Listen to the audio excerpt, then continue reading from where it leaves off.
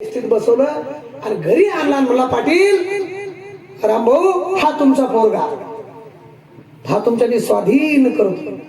माझा दृष्टांत संपला राजा, दृष्टांत माझा संपला. पहा ना तुम्ही, माझा दृष्टांताचा भाव असा आहे, अनंत कालापासून पोरगा घर सोडून गेलेला, आपला पोरगा घर सोडून गेला, बाप मरण्याच्या अवस्थेमध्ये आला, त्याचा पोरगा कोणी शोधून दिला हो? बोल जा. तुम्ही झोपले का? हे थोडं अवघड हे चिंतन आहे. कीर्तन का बुद्धिमान लोकांचा खेळ हा.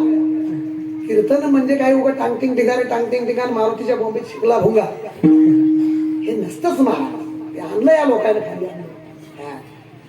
अनंत जन्मापासून परमात्म्याचा अंश असणारा तो जीवात्मा खूप दूर जन्म मरणाच्या गटांगळ्या खाण्याकरता खात खात खात असा जन्म, कुत्र्या मांजऱ्याचा, गाढवाचा, घोड्याचा, हत्तीचा, बैलाचा, वाघाचा, सिंहाचा अनंत जन्म बापाची लेकराची ताटातूट झाली.